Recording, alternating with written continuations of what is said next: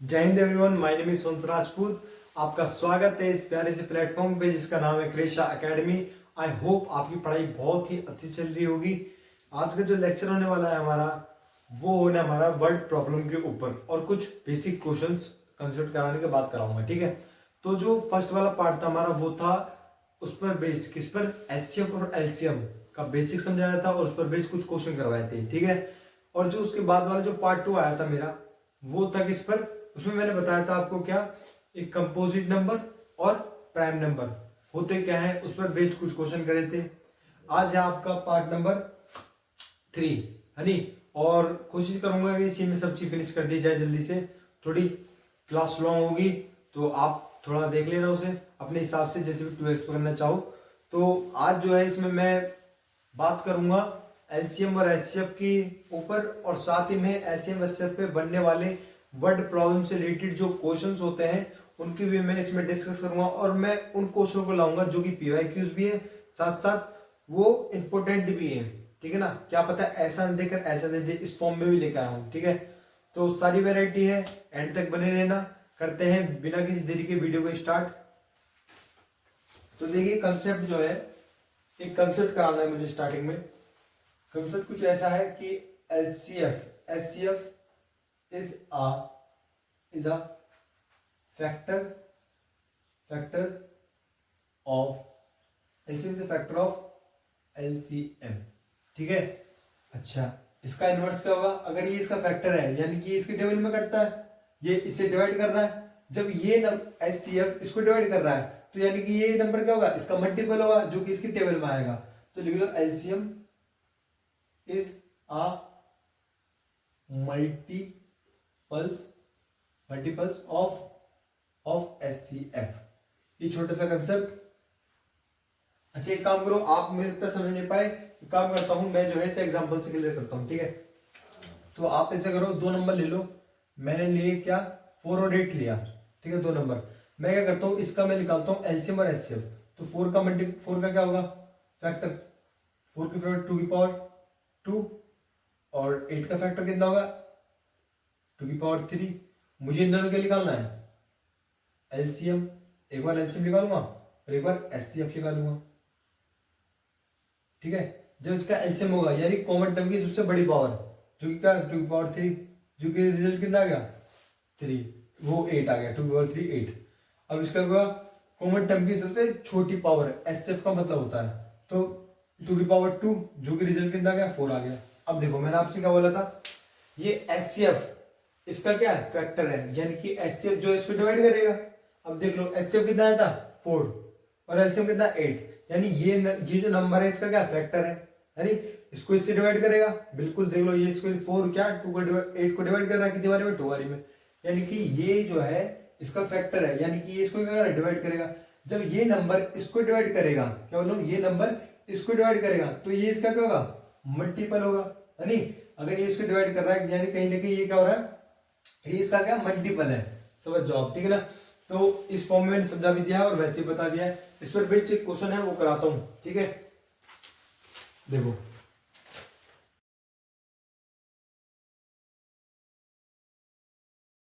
ये आपका क्वेश्चन है, इस पर बेस्ड एक क्वेश्चन।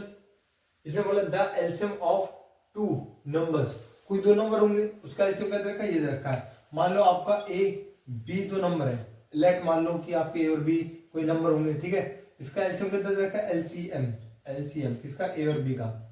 क्या दे रखा आपको, दो नंबर है जिसका एलसीएम क्या दे रखा मुझे 3600, ठीक है। अब मुझसे बोला है क्या, then which of the following no number sorry which of the following number cannot be their HCF, यानी कि इसने बोला है इनमें से कौन सा ऐसा नंबर है जो कि HCF नहीं है। पहले एक चीज को उसे भूल जाओ, मैं इसका इन दो नंबर का एलसीएम निकाल लिया, बिल्कुल इसका HCF निकालना चाहता हूँ, क्या HCF निकालना चाहता हूँ। देखो जब मैं इन दोनों नंबर को पता होता, मान लो 2 और 8 होते, कोई इंटीजर वैल्यू पता होती 1 2 3 4 जो भी है XYZ, यानी कुछ मुझे पता होता तो मैं इन दोनों को क्या करता, फैक्टर करता, यहाँ से एचसीएफ निकाल देता। बट इसका मुझे रिजल्ट नहीं दे रखा, मुझसे सिर्फ अलजेब्रा में दे रखा है, मतलब कि ए बी करके दे रखा है, मुझे 1 2 करके नहीं दे रखा, तो मैं इसका ऐसे निकाल नहीं सकता। तो मैंने आपको एक चीज बढ़ाई थी, बताओ जरा, मैंने आपको बोला था ये जो है ये एचसीएफ जो है इसका क्या है, फैक्टर है, यानी एचसीएफ इसको डिवाइड करेगा जब इसका फैक्टर है।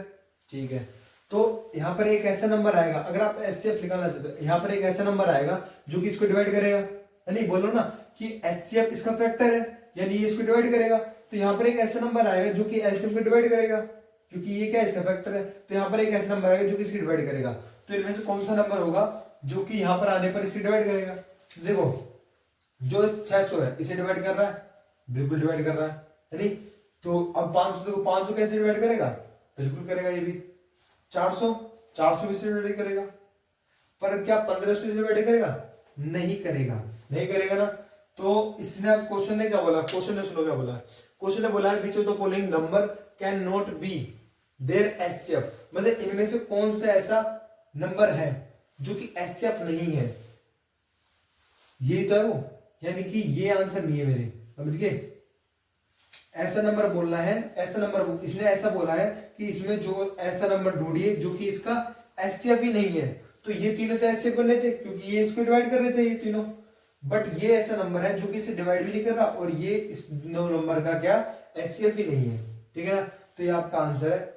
अब आगे की तरफ बढ़ते हैं। इस पर पेज एक 2025 में क्वेश्चन आया था, उसे कराता हूं, फिर नए कंसेप्ट की ओर चलेंगे। ठीक है, जो क्वेश्चन नंबर 2025 का, ठीक है, जो क्वेश्चन इस तरीके से है, एक्सटेंशंस ए दे रखा है, कोई कंडीशन दे रखी है जो कि ए से डिनोट किया गया उसे। अच्छा, 4 to add prime numbers X और वाई, दो प्राइम नंबर दे रखे हैं एक्स और वाई की। ठीक है, ठीक है भैया, दो प्राइम नंबर एक्स और वाई, और वो एक्स और वाई एक दूसरे के बराबर नहीं है, यानी कि यहाँ 2 है तो यहाँ 4 है, या 4 है तो यहाँ 5 होगा, बट यहाँ 1 1 नहीं होना चाहिए, 2 2 नहीं होना चाहिए, यानी कि इसके बराबर नहीं है। ठीक है, कोई डिस्टिक होंगे या अलग अलग होंगे।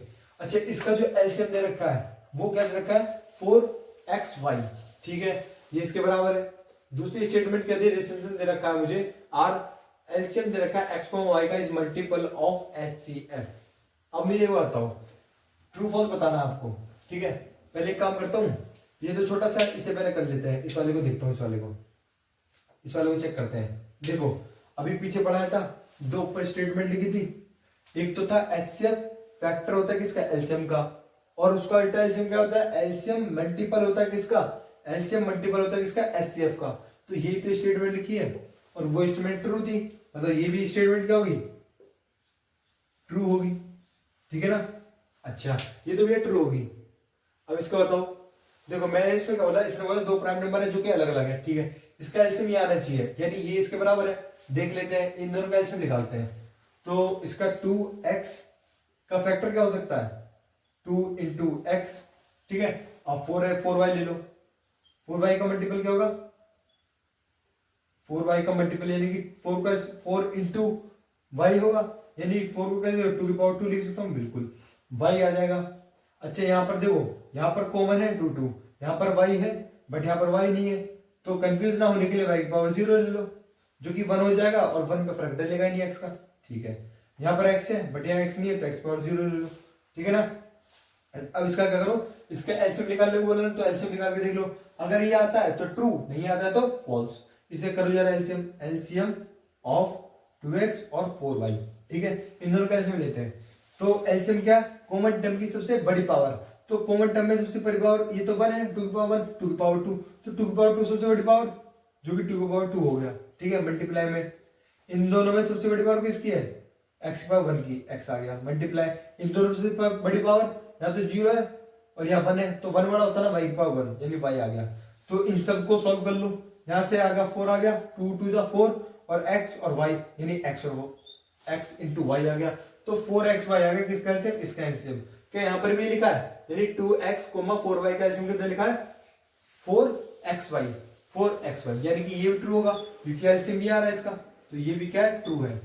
अब हम ऑप्शन पे निगाह डालते हैं, यानी प्रकाश डालते हैं। देखो क्या लिखा है, बोथ ए एंड बी, मतलब ए एंड आर ट्रू। सही बात है, यहां तक तो ठीक है। इसका आगे पढ़ेंगे, तो इसने बोला ए और आर जो है ना आपका ट्रू है। ठीक है, ये भी ट्रू, ये भी ट्रू। अब इसने जो बोला ये चीज समझो, R is a correct explanation of A, मतलब किसने कहा है आर करेक्ट है, यानी कि ये करेक्ट है, बट इसकी जो एक्सप्लेनेशन थी उसके कारण ये सही है।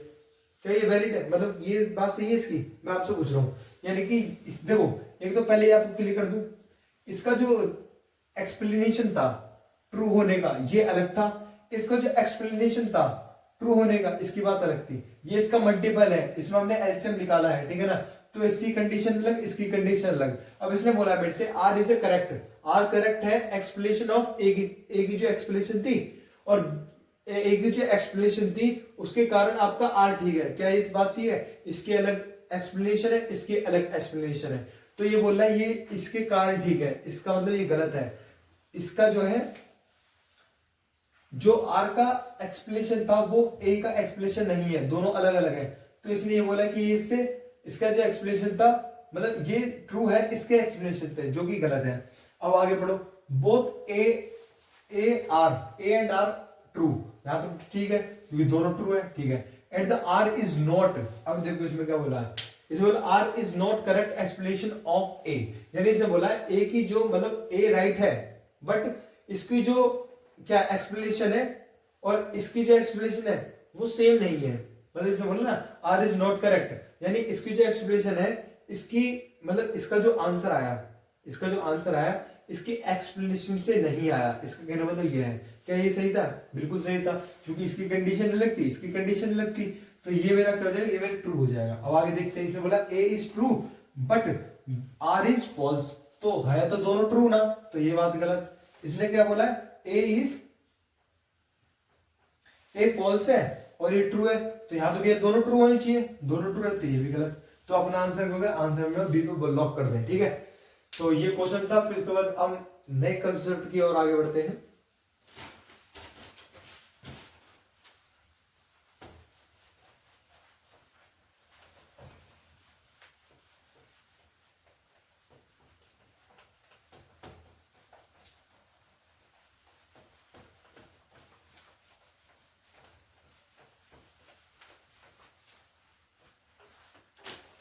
अब जो है वर्ड प्रॉब्लम की ओर बढ़ते हैं, ठीक है ना। एलसीएम और एचसीएफ को लेकर जितनी वर्ड प्रॉब्लम बन सकती है मैं सब लेकर आया हूं।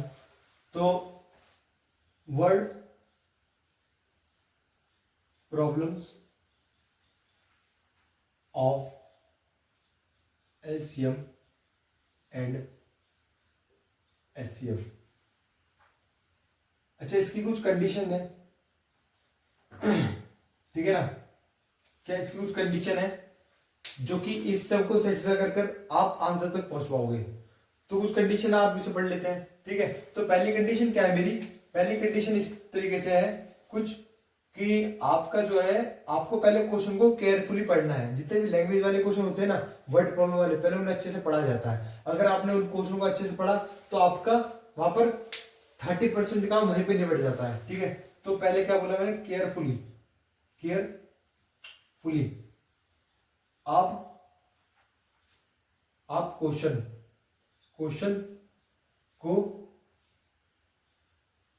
पढ़ो, ठीक है। पहले क्वेश्चन को केयरफुली पढ़ना है, फिर उसके बाद आपको पहले क्वेश्चन को केयरफुली पढ़ना है, फिर उसके बाद आपको देखना है आपका जो आंसर है, आपका जो आंसर है क्या वो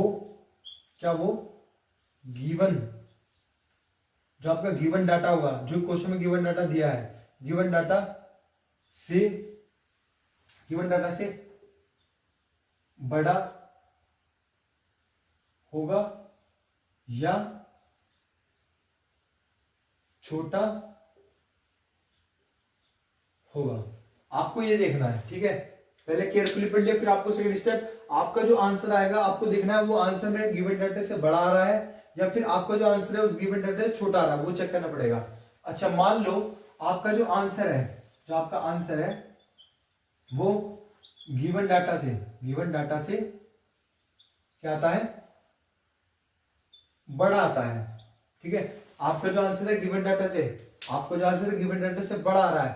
अच्छा, जब भी ऐसी फॉर्म बने, जब भी आपका आंसर गिवन डाटा से बड़ा है तो उस कंडीशन में आपको क्या लेना? उस कंडीशन में आपको लेना एलसीएम, किसका? जो भी आपको गिवन डाटा दिया होगा उसका एलसीएम लेना है, ठीक है। अगर आपका आंसर गिवन डाटा से क्या आता है, छोटा आता है, छोटा आता है, तो क्या करना पड़ेगा आपको, HCF लेना पड़ेगा, HCF लेना पड़ेगा, ठीक है। बस इन दोनों से ही आपका मोस्ट ऑफ दिस सारा काम हो जाएगा, ठीक है। अच्छा, ये बहुत इंपॉर्टेंट है, बट कुछ क्वेश्चन क्या करते, कुछ टीचर क्या करते हैं, उसे मिनिमम मैक्सिमम से बताते हैं, जिससे कि बच्चा इस चीज में कंफ्यूजन रहता ही रहता है, ठीक है। तो आप इस तरीके को लगाओ, ये तरीका भी वैलिड करेगा, ठीक है। तो ये आपका जो ये था, थोड़ा सा कंसेप्ट था, इसे रफ करके हम आगे की तरफ बढ़ते हैं क्वेश्चन की ओर। तो ध्यान से देना, जो आपका आंसर आएगा वो गिवन डाटा से अगर बड़ा आता है तो आपको एलसीएम लेना है, जो आपका आंसर आएगा गिवन डाटा से छोटा आता है तो आपको एचसीएफ लेना है, ठीक है। तो क्वेश्चन नंबर 1 है वर्ड प्रॉब्लम के ऊपर, ठीक है। इसमें लिखा है there is a circular path, कोई सर्कुलर पाथ है अराउंड अ स्पोर्ट फील्ड, यानी स्पोर्ट फील्ड का कोई सर्कुलर पाथ है, ठीक है। इसमें सोनिया नाम की कोई लड़की है, टेक 18 मिनट्स, वो 18 मिनट्स लेती है drive on the round of the field, उस राउंड का फील्ड मतलब कि यानी कि वो ड्राइव कर रही है चीजों को, मतलब कोई गाड़ी चला रही होगी, वो जो है 18 मिनट में सोनिया उसको एक फील्ड को, जिसे मैं बना देता हूं, देखो यहाँ पे ये रहा नहीं, तो ये क्या अपना, ये एक स्पोर्ट का फील्ड है, ठीक है। यहां पर मान लो यहां पर सोनिया है, ठीक है। अच्छा, सोनिया जो है इस पूरे चक्कर को, यानी इस पूरे राउंड को कितने मिनट पूरा करती है, 8 मिनट पूरा करती है, ठीक है। रवि टेक, कोई रवि नाम का लड़का है, यहां पर होगा रवि। रवि जो है उसी फील्ड को, सेम फील्ड को 12 मिनट में पूरा करता है, 12 minute for the same, suppose they, मतलब सेम कंडीशन, यानी सेम फील्ड पर, started at the same point, यानी दोनों जो है सेम पॉइंट पे खड़े हैं स्टार्टिंग के, ठीक है। And at the same time, मतलब सेम पॉइंट पर खड़े, सेम टाइम पे खड़े, साथ साथ सेम डायरेक्शन में चल रहे हैं। मतलब उसने कहा है सोनिया और रवि, सोनिया और रवि सेम टाइम पे खड़े हैं, मतलब सेम टाइम सेम पोजीशन पे खड़े हैं, यानी सेम पॉइंट पे खड़े हैं, दोनों स्टार्टिंग से पहले।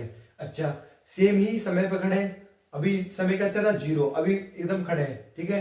अच्छा, फिर क्या, सेम डायरेक्शन में चल रहे हैं, यानी कि सोनिया इधर, उसके पीछे पीछे रवि उधर, समझ रहे हो, मतलब जहां जहां सोनिया जा रही है उधर उधर रवि जा रहा है, तो कुछ तो मांझला है।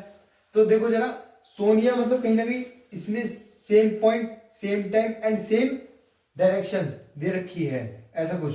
सोनिया भी इधर चल रही, रवि भी इधर चल रही है, यानी तो जो सोनिया है वो 18 मिनट पूरा करते हैं, रवि जो है कितने मिनट पूरा करता है, 12 मिनट पूरा करता है। तो लिख लो गिवन डाटा, क्वेश्चन को केयरफुली पढ़ लिया। अच्छा, थोड़ा सा पार्ट रह गया, after how many minutes will they meet again at the starting point. इसने बोला है कि जो आपके दोनों पर्सन है, यानी रवि और सोनिया, वो दोबारा से इसी स्टार्टिंग पॉइंट पे कब मिलेंगे, ठीक है, किस समय पर दोनों मतलब उसी पॉइंट पे दोबारा मिलेंगे, भागते भागते, देखते हैं, मतलब ड्राइव करते करते। तो पहले देखिए सनी, वो जो सोनिया थी, सोनिया कितने मिनट पूरा करती है, 18 मिनट पूरा करती है, ठीक है। ऐसी रवि जो था वो कितने मिनट पूरा करता है, चक्कर 12 मिनट में पूरा करता है। पहला काम अपना हुआ, जो कॉन्सेप्ट कराया था, यानी पहला क्या था, अपने क्वेश्चन को केयरफुली पढ़ना, जो कि मैंने पढ़ लिया। अब आप क्या करेंगे, सेकंड स्टेप ये था कि आपका जो आंसर है गिवन डाटा से बड़ा आ रहा है या फिर आपका आंसर गिवन डाटा से छोटा आ रहा है, वो मुझे चेक करना होता था, ठीक है। तो मैं चेक कर लेता हूं, मान लो आंसर ऐसे चेक नहीं होगा। पहली बात, आपको एक एजम्पशन माननी पड़ेगी, यानी कि आपको एक एजम्पशन माननी पड़ेगी कि आपका आंसर ये होगा। तो मैं एक काम करता हूँ, अपनी तरफ से कोई सा भी लेट कर लेता हूँ, कोई आंसर मेरा ये होगा, इससे बड़ा हो सकता है, छोटा हो सकता है, दो ही हो सकते हैं। तो एक काम करके इससे छोटा ले लेता हूँ, मान लो मैं ले 10 मिनट, ठीक है। मैंने क्या कहा, 10 मिनट में, ये 10 मिनट ऐसा है कि 10 मिनट में ये दोनों जो है इसी पॉइंट पे दोबारा मिलेंगे, जो मेरी सोच है मैं बता रहा हूँ, ठीक है, जो मैंने सोचा है, ठीक है। तो ये देखो कि ये जो सोनिया है, क्या सोनिया उसे 18 मिनट में पूरा करती है एक चक्कर को, और जो रवि है वो 12 मिनट में पूरा करता है। अगर कहीं मैं 10 मिनट की बात करूं तो 10 मिनट में, अब जब ये 18 मिनट में सोनिया इसे पूरा कर रही है, तो 10 मिनट में ये यहां पर कहीं होगी, यानी पीछे होगी, पहुंचेगी तो है नहीं, 18 मिनट ज्यादा होता है, 10 मिनट पीछे कम होता है, तो 10 मिनट में तो ये भैया आधे से थोड़ा ज्यादा चक्कर लगाएगी। अच्छा, रवि जो है इससे फास्ट चल रहा है, यानी कि रवि का यहाँ पर होगा 10 मिनट में, 10 मिनट में सोने यहाँ पर, 10 मिनट में रवि यहाँ पर। ऐसे तो भैया ये आप कह रहे हो कि ये दोनों एक ही पॉइंट पे मिले, बट ये तो अभी उस पर पहुंचे ही नहीं है, तो कैसा आप कह दो कि ये इस टाइम पर ये दोनों साथ पहुंचेंगे उसी पॉइंट पर? ये तो बोल नहीं सकता मैं, मतलब ये मेरा आंसर नहीं हो सकता। आप पहले सेटिस्फाई हो कि ये मेरा आंसर नहीं हो सकता। क्यों? क्योंकि ये अपनी मिनट से पहले ही रुक जा रहा, मतलब कि 10 मिनट तो इससे छोटा ही होता है, यानी कि सोनिया यहाँ पर होगी और रवि की यहीं पे होगा, तो वो तो वहां पहुंचेंगे नहीं, और सवाल पैदा कैसे हो जाएगा कि ये दोनों 10 मिनट में वहां पहुंच जाएंगे? सही बात है ना? तो ये मेरा आंसर नहीं है, ठीक है। जब ये मेरा आंसर नहीं है तो देखो मैंने क्या बोला, अगर मेरा आंसर गिवन डाटा से छोटा है, ठीक है, जो कि देख लो गिवन डाटा से, जो आपको गिवन डाटा है उससे छोटा है, नहीं, उससे छोटा आंसर नहीं होगा ना, जो कि छोटा आ रहा है, तो गिवन डाटा से मेरा आंसर छोटा नहीं होगा, छोटा नहीं होगा तो बड़ा होगा। देखो दो ही कंडीशन है, या तो आपका जो आंसर है गिवन डाटा से छोटा है नहीं, या फिर आपका आंसर गिवन डाटा से बड़ा आए। अगर आपका आंसर गिवन डाटा से छोटा नहीं आ रहा तो आपका आंसर गिवन डाटा से बड़ा आएगा। जब गिवन डाटा से आपका आंसर बड़ा आएगा तो उसके लिए आपको क्या लेना पड़ेगा? एलसीएम लेना पड़ेगा, पीछे बड़ा रखा है नहीं, जो अपना आंसर है वो गिवन डाटा छोटा नहीं है तो बड़ा आएगा, और बड़ा आएगा तो एलसीएम लेना पड़ेगा। तो इन दोनों का ले लो एलसीएम, 18 और 12। अच्छा आप अलग अलग करके भी ले सकते हो, ठीक है ना, फिर कॉमन टर्म की सबसे बड़ी पावर करके देख लेना, ये एक तरीका है शॉर्ट में करने का, तो इसे भी कर लो। और ज्यादातर क्वेश्चन तो इससे करे जाते हैं, मतलब कि इस तरह की वर्ड प्रॉब्लम होंगे, तो 2 से काटोगे 9 बारी में, ये 6 बारी में, फिर 2 से काटोगे तो ये 9, ये तो कटेगा नहीं, ये काटो 3 बारी में, ठीक है, फिर 3 से कटेगा डायरेक्ट 3 से काटो, ठीक है, ये 3 से कटेगा तो 3 3 से 9, यहाँ 1 आएगा, फिर 3 से काटो, यहाँ 1, यहाँ भी 1, ठीक है ना, ये हो जाएगा मेरा। तो क्या करो, ये जो इसके फैक्टर्स आए इनकी कर लो मल्टीप्लाई, क्या मल्टीप्लाई, तो 3 3 जा 9 और 2 2 जा 4, तो इन दोनों की मल्टीप्लाई 9 4 जा 36, तो इसका आंसर क्या है 36 मिनट, ठीक है, मिनट में तो मिनट ही आ गए। तो देखो 36 मिनट में ये दोनों जो है सेम पॉइंट में मिलेंगे। कैसे? जब ये सोनिया 2 चक्कर लगाएगी तो यहां पर रुकेगी ना, 2 चक्कर लगा के जब यहां पर आएगी तो रवि 3 चक्कर लगा के यहां पर आएगा, तो यहां पर 26 मिनट में ये दोनों यहां पर मिल जाएंगे। तो ये अपना आंसर है, ठीक है, स्टार्टिंग पॉइंट पे ये 36 मिनट में दोनों मिलेंगे, तो ये अपना आंसर है, ठीक है। अब सेकंड क्वेश्चन की तरफ बढ़ते हैं, ठीक है ना। आपको क्वेश्चन दे रखा है, क्वेश्चन नंबर 2 है, ठीक है, क्वेश्चन नंबर 2 वर्ड प्रॉब्लम पर, सीबीएसई 2023 का क्वेश्चन है, there bells ring at interval. कोई बेल है, ठीक है, 3 बेल दे रखी है, तो 3 बेल है जो कि मतलब बेल है जो कि इंटरवल पर कितने कितने 6 मिनट पर, ठीक है, फिर 12 मिनट में बजती है, फिर 18 मिनट में बजती है, तो ये सब दे रखा है, ठीक है। If all the 3 bells, 3 bell दे रखी है, रिंगिंग एट 6 AM, और when we they ring together again, दोबारा से बढ़ेगी, ठीक है। तो क्वेश्चन ये बोल रहा है आपको कि कोई बेल है, बेल होंगी, ठीक है, तो वो जो है हर 6 मिनट के बाद बज रही है, समझ रहे हो, हर 6 मिनट के बाद, जैसे मान लो 6 बज रहे हैं, सुबह के 6 बज रहे हैं, तो 6 बज के 6 मिनट पे बजेगी एक, फिर 6 मिनट के बाद जब 12 बजे बजेगी, फिर 6 मिनट के 18 मिनट, 6 बज के 18 मिनट में बजेगी, तो ऐसे 6 गैप आ रहा है, यानी कि अगर एक 6 बज के 6 मिनट में बजेगी तो 6 का गैप है, फिर ऐसे ही 6 प्लस कर दिया तो 18 वो 12, फिर 6 प्लस कर दिया तो 18, यानी 6 के इंटरवल में क्या बजी है, रिंग कर रही है, क्या बेल रिंग कर रही है। तो इसने बोला 3 बेल है, मान लो 3 बेल है जो कि सुबह बजती है 6 बजे, 3 बेल है जो कि सुबह बजती है 6 बजे, तो मान लो आपकी ये 3 बेल है, ये रही और ये, ठीक है, 3 बेल है। अच्छा भैया, तो ये जो है 6 बजे बजना स्टार्ट करी, 6 बजे 6 AM पे 6 AM पे इन्हें बजना स्टार्ट हुआ। अच्छा मैंने आपसे बोला 6 बज के 6 मिनट पे पहले एक स्टार्ट होगी, यानी ये जो बेल है ये बेल कब स्टार्ट होगी, 6 बज के 6 मिनट पर, 6 बज के 6 मिनट पे स्टार्ट होगी, ठीक है, 006 लिख लो आपकी इच्छा, तो 6 बज के 6 मिनट पे स्टार्ट होगी, फिर उसके बाद ये 6 बज के 12 मिनट पे स्टार्ट होगी, ठीक है, रिंग करना स्टार्ट करेगी, और ये 6 बज के 18 मिनट पे बजना स्टार्ट करेगी। तो मेरे से पूछा है when will they ring together again, यानी कि ये तीनों दोबारा से कब बजेंगी एक समय पर, है नी, ये तीनों कब बजेंगे एक समय पर। तो देखो जरा, तो पहली रिंग मतलब ऐसे कह देते हैं कि पहली घड़ी है, दूसरी घड़ी है, तीसरी घड़ी है, ठीक है ना। अच्छा, पहली कब बज रही है? जब 3 मिनट थे, दूसरी जब 12 मिनट पे बज रही थी, और चौथी 8 मिनट पे बज रही थी। ऐसे ही था ना, ठीक है। तो मैंने क्या करा, मैंने जैसे कि पहले वाले क्वेश्चन करा था ऐसे ही करो, पहले केयरफुली पढ़ लिया भैया। फिर उसमें सेकंड ऑप्शन क्या था अपने पास, ये था कि भैया आपका जो आंसर है गिवन डाटा से बड़ा आ रहा है तो क्या लेना पड़ता था? एलसीएम। मेरे जो आंसर है गिवन डाटा से छोटा आ रहा है तो क्या लेना पड़ता था? एचसीएफ। तो ऐसे देखो जरा, ऐसे देखें तो मान लो अपनी तरफ से एजम्पशन मान लो कि इसका आंसर जो होगा, मान लो कि 5 हो, 5 मान लो, छोटा ले लो कोई, ठीक है। तो यहाँ देखो क्या 6 जो 5 है क्या वैलिड है? मैं आपसे पूछता हूँ क्या 5 वैलिड है? उसकी तरह सोचो कि वो वहां तक पहुंची ही नहीं थी, यानी कि 5 मिनट में ये तीनों में से कोई सी बेल नहीं बजेगी, और आप बात करते हो कि तीनों एक साथ बजे, है नी। तो ये तो बिल्कुल वैलिड नहीं, क्योंकि 5 मिनट पे इनमें से तीनों में से कोई सी भी नहीं बजेगी। ये एक बज रही है 6 मिनट पे, है नी, ये 12 पे या 18 पे, तो 6:05 को कोई ऐसी वैल्यू नहीं है जो कि बजेगी। तो ये इसका आंसर वैलिड नहीं है। जब ये इसका ये वाला आंसर इसके लिए वैलिड नहीं है, यानी कि आपका जो आंसर है गिवन डाटा से छोटा नहीं है नी, ये गिवन डाटा है नहीं, गिवन डाटा आपका आंसर गिवन डाटा से छोटा नहीं आ रहा।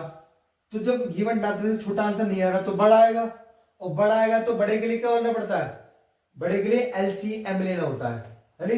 गिवन डाटा से बड़ा आपका आंसर आता है तो एलसीएम लेना पड़ता है। तो ले लो एलसीएम, 6, 12, 18, तो 2 से काटो 3, 6, 9, फिर 2 से काटो 3, 3, 9, फिर 3 से 1, 1 और या 3, फिर 3 से काटो 1, 1, 1, तो इसकी से मल्टीप्लाई करना, 3 3 जा 9 और 2 2 जा 4 और 9 4 जा 36, तो 6:36 पर, है नी, ये तीनों एक साथ बचेंगी।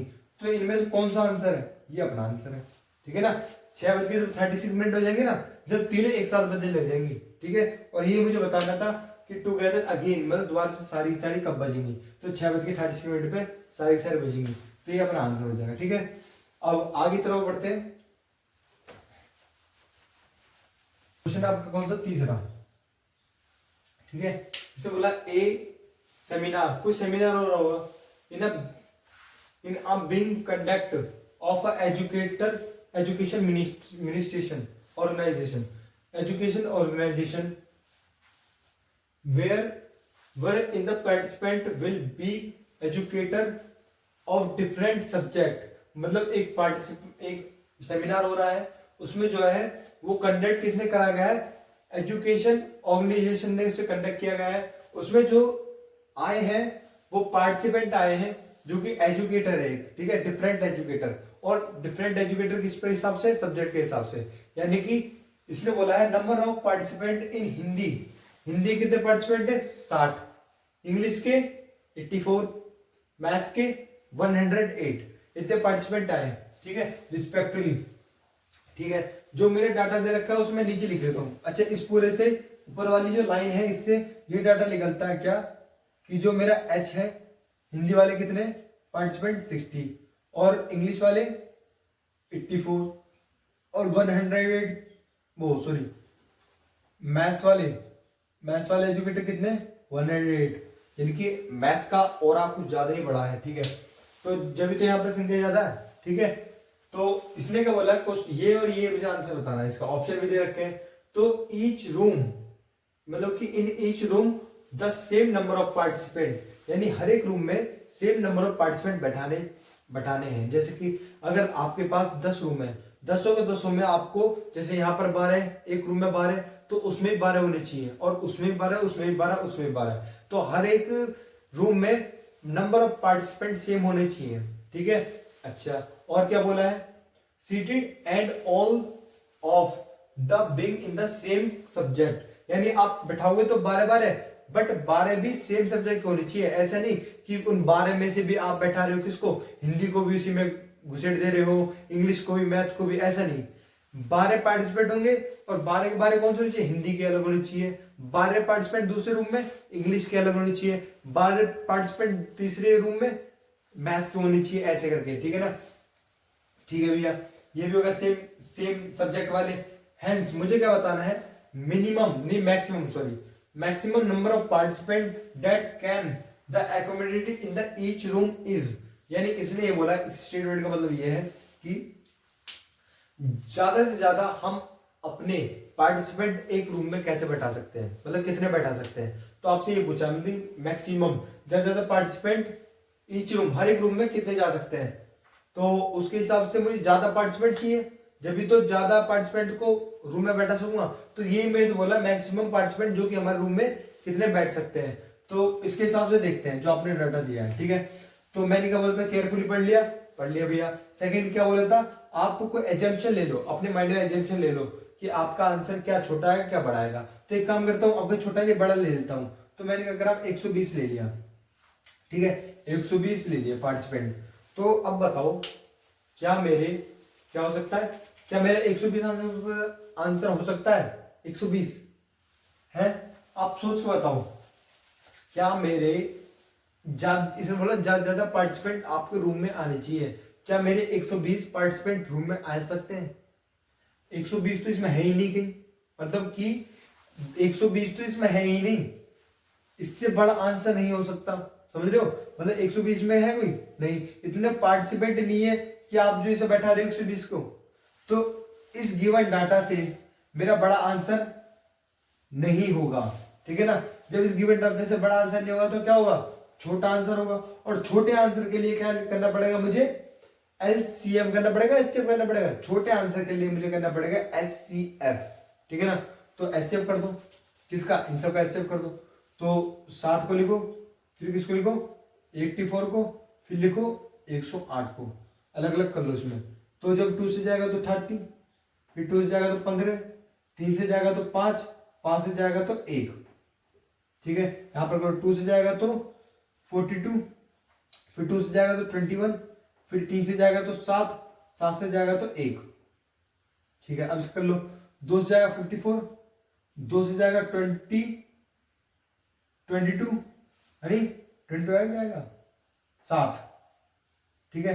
फिर 3 से जाएगा तो 9, 3 3 3 1, ठीक है। ये हो गया अपना। तो लिख लो जरा इसका एचसीएफ लिखाना, एचसीएफ क्या, एचसीएफ, क्योंकि छोटा आंसर बड़ा आंसर तो आ नहीं रहता, छोटा आ रहा है, छोटे के लिए क्या लेना पड़ता है, एचसीएफ निकालना पड़ता है। तो इन सब का एचसीएफ निकालो जरा। 60 का कितना फैक्टर आ गया, 2 की पावर 2 और 3 की पावर 1 और 5 की पावर 1, ठीक है। अब 84 का देखो, 84 क्या है, 2 की पावर 2 और वहां पर 3 इंटू 7। अब इसका देखो 108 का क्या है, 2 की पावर 2, 3 की पावर 3, ठीक है, ये है मेरा। तो देखो यहाँ पर 2 है कॉमन सब में, इसमें 3 कॉमन सब में, बट भैया यहाँ पर 5 है, बट यहाँ नहीं है, यहाँ नहीं है। तो क्या दिक्कत है, यहाँ 5 पावर 0 लगा लो, कंफ्यूजन ना होने के लिए कर रहा हूँ, ठीक है ना, 5 और 0। अब भैया यहाँ पर 7 तो है, बट यहाँ भी 7 नहीं है, यहाँ भी 7 नहीं है। तो क्या करो, 7 पावर 0 लगा लो इधर और 7 पावर 0 इधर लगा लो, ठीक है ना। अब इसका करना जरा, मुझे क्या निकालना है, मुझे निकालना है किसका, HCF 60 और 84 और 108 का, ठीक है। इसका एचसीएफ निकालना है। तो यानी कि एचसीएफ यानी कि कॉमन टर्म की सबसे छोटी पावर, एचसीएफ यानी कॉमन टर्म की सबसे छोटी पावर। तो कॉमन टर्म की सबसे छोटी पावर क्या है, 2 की पावर 2 सब में सेम है, तो 2 की पावर 2 हो जाएगा, जो कि क्या लिख सकता हूँ 4 मल्टीप्लाई। इसमें सबसे छोटी पावर 3, ठीक है भैया। इसमें सबसे छोटी पावर 5 में देखो, ये 5 है ना, तो ये सबसे सॉरी ये 5 है और ये भी 5, तो ये वाला पार्ट देखो इनका, ये वाला। तो 5 की सबसे छोटी पावर क्या है, 5 पावर 0, तो लिख लो 5 पावर 0 जो कि 1 होता है। HB7 की पावर कितनी होगी, 0 होगी। तो यहाँ से क्या आएगा मेरा आंसर, ये तो 1 1 हो जाएगा, तो 4 3 12, यानी कि ज्यादा से ज्यादा पार्टिसिपेंट मैं 12 रख सकता हूं हर एक ग्रुप में। तो इसका आंसर क्या आ जाएगा, 12, ठीक है ना। अच्छा, अब इसने बोला है the minimum number of room required during the event is, ठीक है, द इवेंट होगा, ठीक है। तो इसने क्या बोला है, इसने बोला है कि मुझे कम से कम मुझे रूम चाहिए, है नी, किसके लिए, पार्टिसिपेंटों के लिए। तो एक बात बताओ, कम से कम रूम कब लगेंगे, जब मेरे ज्यादा पार्टिसिपेंट एक रूम में भर जाएंगे, है जब मेरे ज्यादा पार्टिसिपेंट एक रूम में भर जाएंगे तो नंबर ऑफ रूम कम लगेंगे, है और हम भी यही चाहते हैं कि यार हमारे रूम कम लगे क्योंकि खर्चा कम आएगा, है तो रूम कम लगने के लिए मुझे ज्यादा पार्टिसिपेंट एक रूम में भरने पड़ेंगे। तो सबसे ज्यादा पार्टिसिपेंट कौन से थे, 12 पार्टिसिपेंट थे ना। अगर 12 पार्टिसिपेंट मैं एक रूम में भर दूं, समझे, इससे ज्यादा तो कुछ नहीं हो सकता क्योंकि आंसर कितना आया था, 12 आया था। और सही बोला, मैक्सिमम नंबर ऑफ रूम मतलब मैक्सिमम नंबर ऑफ पार्टिसिपेंट एक रूम में कितने रखे जा सकते हैं, 12। तो 12 सबसे बड़ा नंबर है जो कि पार्टिसिपेंट रूम में बैठते हैं, 12 के 12। तो मेरे से ये पूछा मिनिमम मेरे रूम कितने लगेंगे, तो ज्यादा पार्टिसिपेंट अगर एक रूम में रखूंगा तो मिनिमम क्या मिलेंगे मुझे, मिनिमम रूम लगेंगे मेरे, कम से कम रूम लगेंगे। तो एक काम करता हूं, मैं देखता हूं मेरे कितने रूम लगेंगे। मेरे से ये पूछा है कितने रूम की रिक्वायरमेंट है नी, कितने रूम की रिक्वायरमेंट है। तो एक काम करो, हिंदी के देखो, हिंदी कितने, 60, ठीक है। अच्छा बंदे कितने अपने, 12, जो कि ज्यादा एक रूम में डल सकते हैं, ठीक है। और ज्यादा होंगे तो जब तो इसको रूम कम लेंगे। तो देखना जरा 12 को डिवाइड करना है इससे, क्यों, क्योंकि 60 कितने, 60 तो मेरे पार्टिसिपेंट है और 12 के हिसाब से ये पता चले कितने रूम में बंदे बैठेंगे। इसको इससे डिवाइड करूंगा तो जब इसको इससे डिवाइड करेंगे तो कितना आएगा, यहाँ से 5 आएगा, यानी 5 रूम लगेंगे। किसके लिए, हिंदी वालों के लिए 5 रूम की रिक्वायरमेंट है, ठीक है। इंग्लिश वालों के लिए कितने की, अब इंग्लिश वाले कितने, 84 है ना, 84 और ये कितना है, 12, तो यहाँ पर कितना है, 7, ठीक है, 7 रूम की आवश्यकता है। यहाँ पर क्या है, मैथ्स, मैथ्स कितने 108, तो 12 से डिवाइड करना। यहाँ पर कितनी रिक्वायरमेंट है, 9 रूम की। और मेरे से पूछिए कितने रूम की रिक्वायरमेंट है, तो ये सभी रूम तो चाहिए ही चाहिए, अरे चाहिए ना। तो इसको इसको और इसको सबको क्या कर दो, प्लस कर दो। तो आंसर लिखना सबको 9 और 9 7 16, 16 और 5 21, 16 5 21, यानी 21 आंसर होगा, ये रहेगा 21 आंसर, ठीक है। आई होप कि आपको समझ होगा ये क्वेश्चन। और ये एंड था वर्ड प्रॉब्लम के ऊपर। अब हम नेक्स्ट कंसेप्ट की ओर बढ़ते हैं, ठीक है। मैं जो है पहले एक छोटा सा कंसेप्ट बताने वाला हूं जो कि होता है को प्राइम, ठीक है, हेल्प देगा। को प्राइम, इसे हिंदी में को प्राइम नंबर्स, इसे हिंदी में कहा जाता है सह अभाज्य संख्या, सह अभाज्य संख्या, ठीक है। को प्राइम, तो को प्राइम होता क्या है, देखो को प्राइम पहले की 2 नंबर को बोलते हैं को प्राइम, याद रखना। मान लो ए और बी अगर आपके को प्राइम है, क्या बोलो, ए और बी आपके को प्राइम है, तो इनका जो HCF होगा, HCF इसका ए कोमा बी का, वो हमेशा 1 आएगा। अगर आपके 2 नंबर का HCF 1 आता है तो वो जो 2 नंबर होंगे ना वो तुम्हारे क्या होंगे, को प्राइम होंगे, याद रख लेना, ठीक है। जिसके एग्जांपल से बता दूं, जैसे 2,3, 2 और 3 है, इसका HCF लेना, जिसका इसका HCF जो आएगा क्या आएगा, 2,3 का 1 आएगा। तो अगर किसी 2 नंबर का HCF 1 आ रहा है तो कहीं ना कहीं ये जो 2 नंबर है ये क्या मेरे को प्राइम है, यानी कि 2 और 3 क्या है, को प्राइम है, ऐसा कुछ, ठीक है। तो एक और ले लो, 8 और 9 ले लो, 8 और 9, ठीक है, ये भी एग्जांपल है और ये भी एग्जांपल था, ठीक है। 8 और 9 का जो HCF लोगे आप तो कितना आएगा, 1 आएगा इसका भी। तो यानी कि भैया इन 2 नंबर का HCF 1 आ रहा है, यानी कि 8 और 9 क्या है मेरे, 8 और 9 मेरे क्या है, को प्राइम नंबर है, यानी कि सह अभाज्य संख्या है, ठीक है। अब एक काम करो, यहाँ पे एक स्टेटमेंट लिखता हूं, आप बताना ये बात सही है या गलत है। यानी कि स्टेटमेंट कुछ इस तरीके की है कि 2 प्राइम नंबर, 2 प्राइम नंबर हमेशा, 2 प्राइम नंबर हमेशा को प्राइम होते हैं, ठीक है ना। क्या बोला मैंने, 2 प्राइम नंबर हमेशा को प्राइम होते हैं, याद रखना बिल्कुल। अच्छा, बट को प्राइम जरूरी नहीं है, कि को प्राइम जरूरी नहीं कि प्राइम हो, ठीक है, प्राइम नंबर हो, ठीक है। तो क्या लिखा मैंने, दो प्राइम नंबर, यानी दो प्राइम नंबर दुनिया का कोई से भी दो प्राइम नंबर उठा दो, वो हमेशा क्या होंगे, को प्राइम होंगे। बट जरूरी नहीं है कि दो को प्राइम हमेशा प्राइम नंबर हो, याद रखना। कैसे एग्जांपल दे देता हूं, देखो जब मैंने दो प्राइम नंबर लिए थे, देख लो 2 प्राइम नंबर और 3 प्राइम नंबर, जब मैंने दो प्राइम नंबर लिए तो वो क्या बने, वो को प्राइम बने, बिल्कुल। ये पहली स्टेटमेंट ये तो कह रही है दो प्राइम नंबर हमेशा क्या बनेंगे, को प्राइम बनेंगे, जो कि मैंने दिखा दिया, ठीक है। अब आगे इसने क्या बोला, बट जो दो को प्राइम होंगे ना वो हमेशा प्राइम नंबर नहीं होंगे। कैसे, जो दो को प्राइम नंबर होंगे ना वो हमेशा प्राइम नंबर नहीं होंगे। अभी तो प्राइम नंबर है, बट इसमें देखना जरा, दो ये दोनों क्या हमेशा प्राइम नंबर है, क्या ये दोनों प्राइम नंबर है, देखो ये भी तो है, इनका भी तो एलसीएम बना रहा है, यानी कि ये दोनों क्या होंगे, ये मेरे क्या होने चाहिए, ये होने चाहिए, को प्राइम नंबर होने चाहिए। बट ये दोनों क्या है मेरे, ये दोनों में कंपोजिट नंबर है। तो अगर ये दोनों मेरे को प्राइम है तो जरूरी नहीं है कि ये मेरे प्राइम नंबर हो, ये कंपोजिट भी हो सकते हैं। तो वही स्टेटमेंट लिखी है कि को प्राइम जरूरी नहीं है कि प्राइम ही हो, प्राइम ही हो जरूरी नहीं है, को प्राइम भी हो सकते हैं। ये 8 और 9 को प्राइम है, ठीक है ना, तो ये जरूरी नहीं है, ये स्टेटमेंट याद रखना, ठीक है। तो ये है मेरा को प्राइम। और फिर मैं अब थोड़ा नंबर सिस्टम के बारे में बताता हूं कि रियल नंबर क्या होता है, इमेजिनरी नंबर क्या होता है।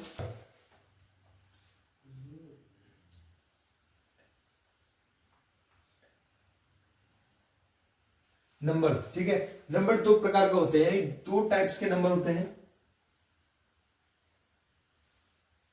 एक है आपका रियल नंबर, नंबर जिसे हिंदी में कहते हैं वास्तविक संख्या, वास्तविक संख्या। एक होता है इमेजिनरी नंबर्स, जिसे कहते हैं काल्पनिक, काल्पनिक काल्पनिक संख्या, ठीक है। अच्छा भैया रियल नंबर क्या होते हैं, रियल नंबर वो नंबर होते हैं जिनका स्क्वायर करने पर आपका क्या है, पॉजिटिव वैल्यू आ जाए, उसे रियल नंबर कहते हैं। अच्छा भैया फिर इमेज नंबर किसे कहते हैं, इमेज नंबर वो होता है जिसका स्क्वायर करने पर आपको नेगेटिव मिले। एग्जाम्पल दोनों भी समझ में नहीं आ रहा, तो एग्जाम्पल कुछ ऐसे है मेरे भाई, देख यार यहाँ पर मैंने क्या करा, यहाँ पर मैंने ऐसा नंबर लिया जिसका स्क्वायर करने पर पॉजिटिव आएगा, जैसे कि 2 ही ले लो, यानी 2 का स्क्वायर करने जरा क्या 4 आ रहा है, 4 एक पॉजिटिव क्वांटिटी है, बिल्कुल है, तो स्क्वायर करने में पॉजिटिव आ रहा है, तो मेरा 2 यहाँ पर क्या है, 2 मेरा क्या है, 2 एक रियल नंबर है। बट यहाँ पर जब मैंने देखा कि मैंने मान लिया, मैंने ले लिया रूट कितना, मैं ले लिया कितना कि √3 माइनस ये ले लिया पाऊँ, ठीक है। तो जब मैं इसका स्क्वायर करूंगा नेगेटिव आना चाहिए, फिर मैं इसे क्या बोलूंगा, ये नंबर मेरे इमेज जो चेक कर लेते हैं पहले। जब मैंने इसका स्क्वायर करा तो क्या ये से कैंसिल, क्या पार्ट में नेगेटिव आया, नेगेटिव आया ना। तो जब मैंने इसका स्क्वायर करा इस नंबर का जो कि नेगेटिव आया, तो ये जो नंबर है ये √3 माइनस √2 माइनस √5 माइनस, ये जितने भी नंबर होते हैं ना ये क्या होते हैं, ये इमेजिनरी नंबर कहलाते हैं, ठीक है। अच्छा ये इमेज नंबर की बात भैया कभी हमने सुनी ही नहीं है, आप पहली बार पढ़ा रहे हो, पहली बार क्या कुछ टीचर पढ़ाते कुछ नहीं पढ़ाते।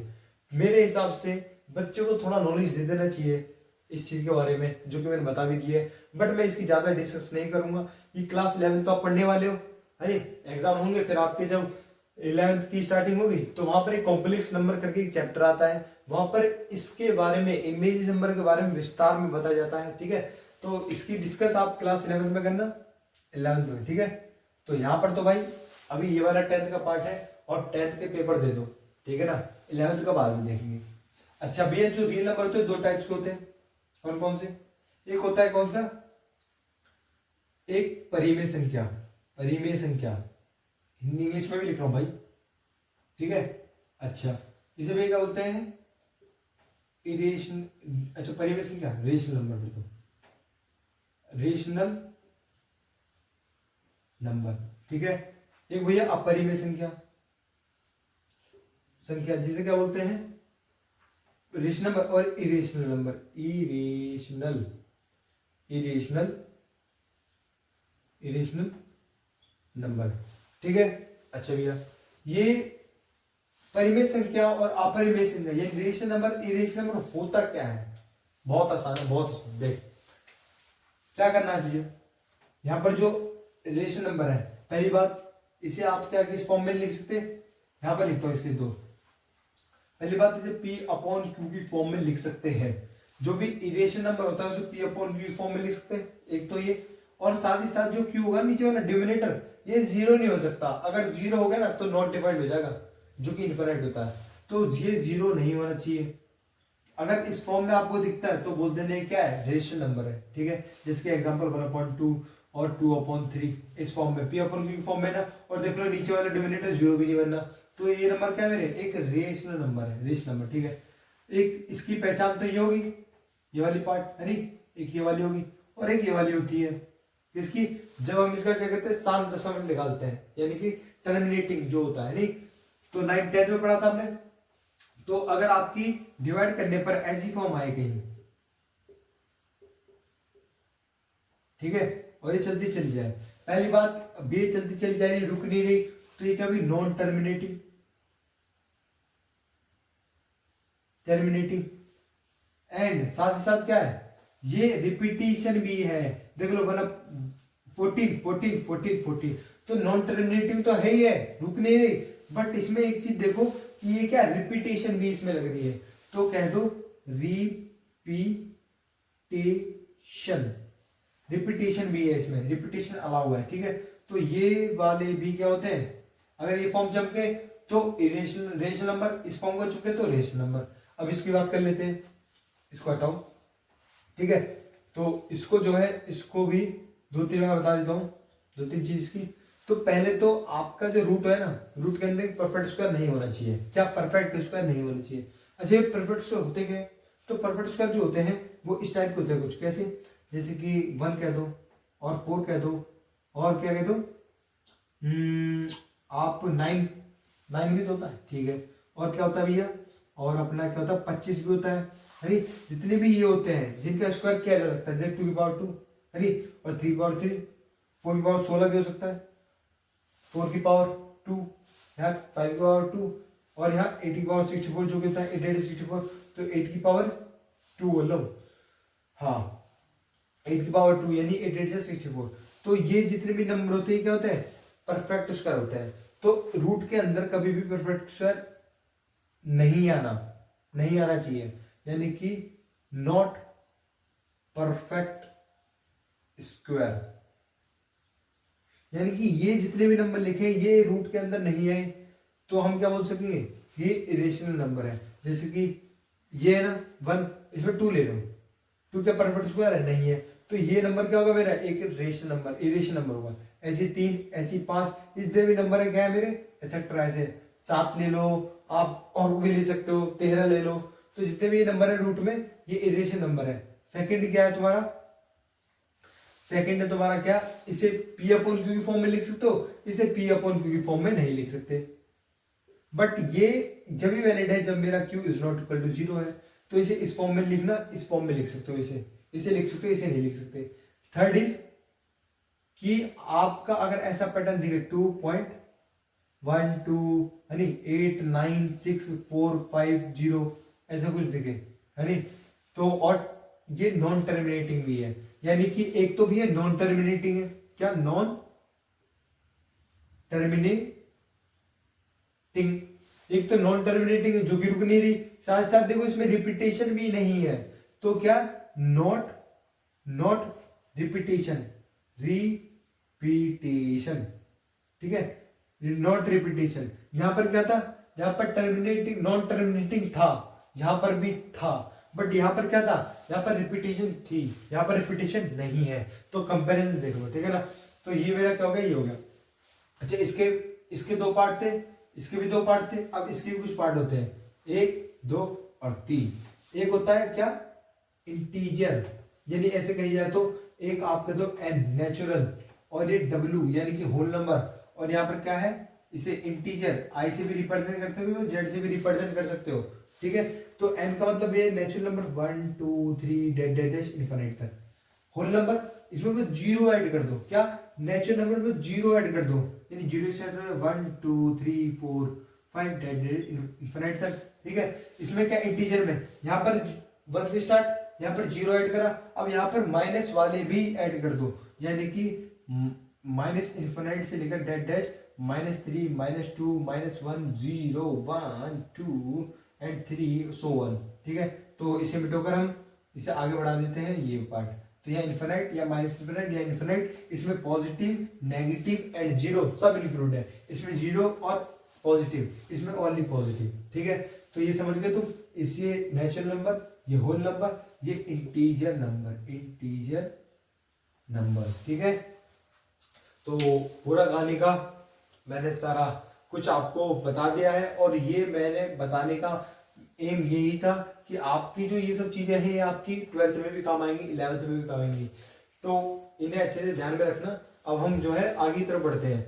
ठीक है, यहाँ पर क्वेश्चन है, और ये बहुत इंपॉर्टेंट क्वेश्चन है, बिकॉज ये जो है हर साल मैंने देखा, हर साल आ ही जाता है। नहीं, मान लो आपके 7 सेट बनने हैं, 7 सेटों में से 5 सेट में तो हुआ ही होगा, तो आपकी किस्मत है कि आप 2 सेट में आना चाहो या फिर 5 सेट में आपकी किस्मत है, तो मेरे हिसाब से तो आपको करना चाहिए।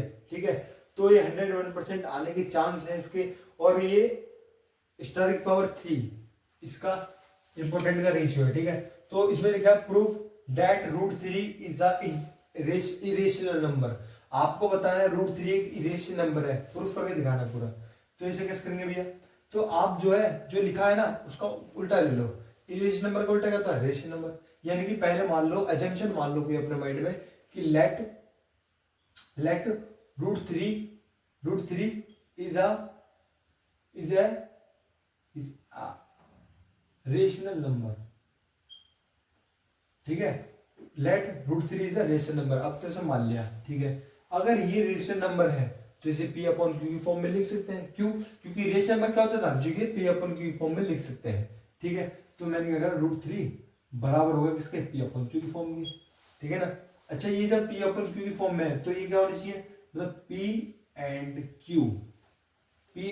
Q आर को प्राइम। मतलब P इज को प्राइम। ठीक है, को प्राइम नंबर्स। अच्छा, मतलब P और Q को प्राइम है, सब चीज जोड़ो। P और Q को प्राइम है, यानी कि भैया आपने को प्राइम पढ़ा था, यानी कि 2 नंबर को प्राइम है तो इसके HCF कितना है? 1 आएंगे। तो यानी कि ये 2 नंबर अगर को प्राइम है तो इसका HCF कितना आना चाहिए? HCF क्या? P एंड Q का, तो 1 आना चाहिए। ठीक है, तो मैं इस चीज से ये बता सकता हूं कि क्या, यानी कि इस चीज से ये तो बोल सकता हूं कि 1 होगा, जिसे 1 जो है इसे भी डिवाइड करेगा, इसे भी डिवाइड करेगा, यानी कि ये P और Q के फैक्टर में 1 आता है, ये बोल सकता हूं ना। तो यहां से मेरा ये निकलेगा P और Q, मतलब P and Q is a factor. ठीक है, यानी ऐसे लिख लिया। फिर P और Q के अलावा P और Q के अलावा 1, P मतलब कि इसे ऐसे लिख के ऐसे लिखो, P और Q 1 का फैक्टर है, 1 के अलावा कोई फैक्टर। हाँ, P और Q का केवल 1 ही फैक्टर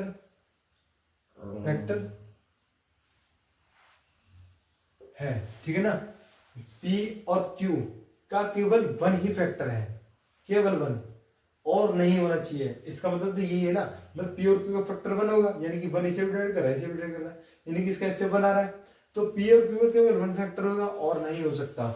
इस स्टेटमेंट के हिसाब से, मतलब अगर मैंने इसे ऐसे बनाया तो इसके हिसाब से ये स्टेटमेंट आई है, याद रखना। अच्छा, तो इसका सॉल्यूशन कर लेते हैं। इसका क्या करते हैं, दोनों तरफ का स्क्वायर करते हैं, यानी बोथ साइड स्क्वायर, यानी ठीक है।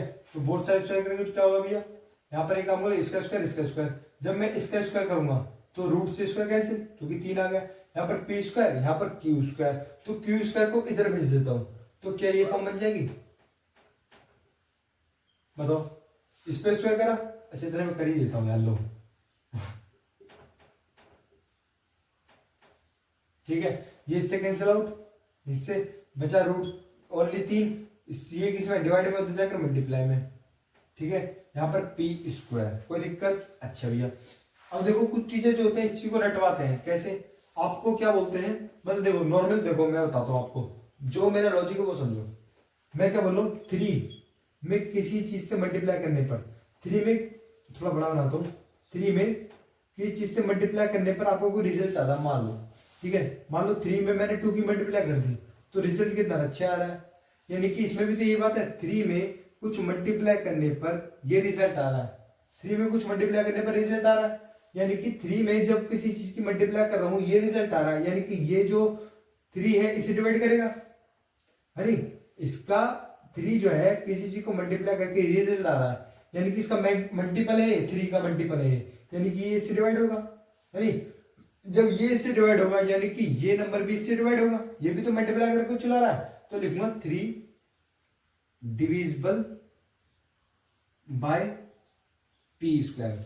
ठीक है, जो 3 है वो डिविजिबल किससे है, 3 डिविजिबल पी स्क्वायर, है नहीं? 3 जो है डिविजिबल है बाय पी स्क्वायर। तो डिविजिबल जो 3 है वो डिवाइड किस कर रहा है, पी स्क्वायर से डिवाइड हो रहा है, ठीक है?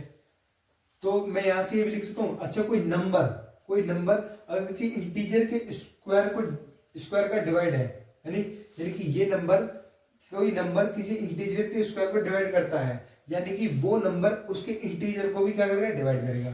तो 3 divisible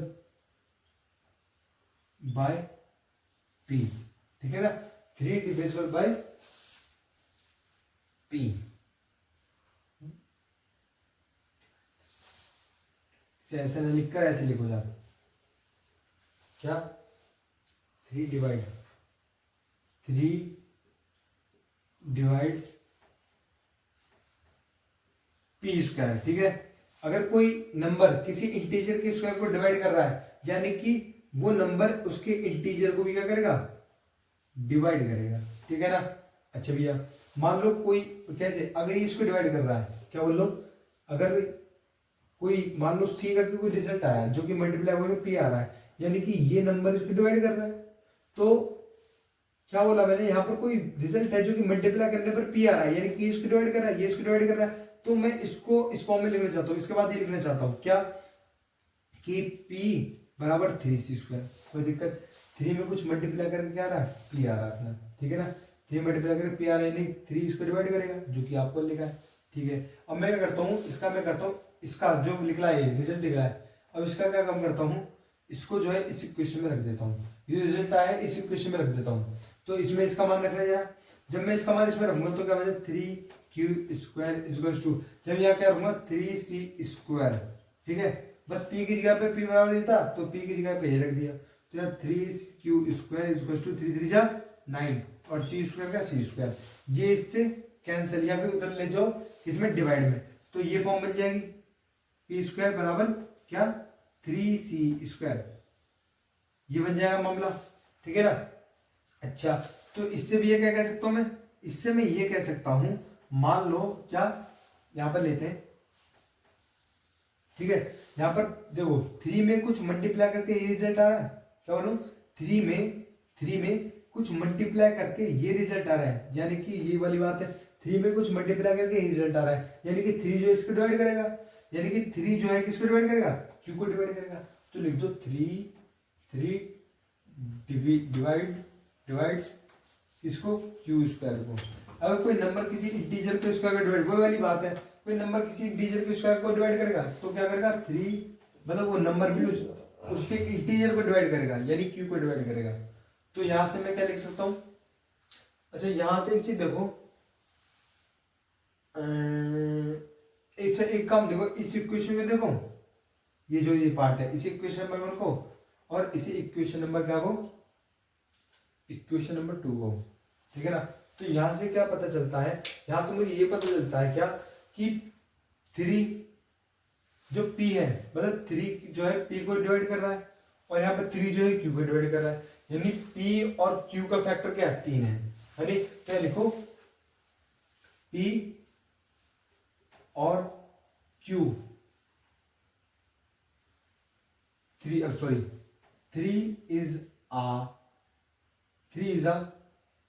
is common factor of P और Q, यानी जो 3 है वो कॉमन फैक्टर है इसका P और Q का, ठीक है। यानी कि ये बोल सकता हूं P और Q का फैक्टर क्या है, 3 है, यानी P और Q का फैक्टर क्या है, 3 है। मुझे यहां से ये पता चली P Q का फैक्टर 3 है, बट वहां पर क्या बोल रहा था, P Q का फैक्टर केवल 1 हो सकता है, 1 के अलावा कुछ नहीं हो सकता। इसका मतलब इसकी बात क्या होगी, गलत होगी। कैसे, क्योंकि यहां पर मुझे क्या पता चला P और Q का फैक्टर 3 भी है, अरे तो इसकी बात ये गलत है। और ये कहां से आई, ये चीज यहां से आई, कहां से, जब √3 को मैंने क्या कहा, इरेशनल नंबर का, यानी कि ये जो चीज है ये कहां से निकली, यहां से निकली है। जब ये चीज मतलब ये चीज गलत है तो ये भी पार्ट गलत है, यानी √3 को क्या नहीं बोल सकता, इरेशनल नंबर नहीं बोल सकता। जब √3 को इरेशनल नंबर नहीं बोल सकता क्या बोलूंगा, √3 इज अ रेशनल नंबर, ना कि √3 इज अ इरेशनल नंबर, ना कि रेशनल नंबर, ठीक है ना। तो यहाँ पे लिखूंगा जो मैंने मानी गई अजम्पशन थी, जो मैंने माना कि √3 एक रेशनल नंबर है, वो गलत है। तो लिखो योर assumption was wrong, ठीक है। योर therefore, यहां लिख लो therefore, आपकी इच्छा है, therefore your assumption was wrong, hence कि √3 क्या है, जब √3 एक रेशनल नंबर नहीं है तो वो क्या है, इरेशनल नंबर। √3 इज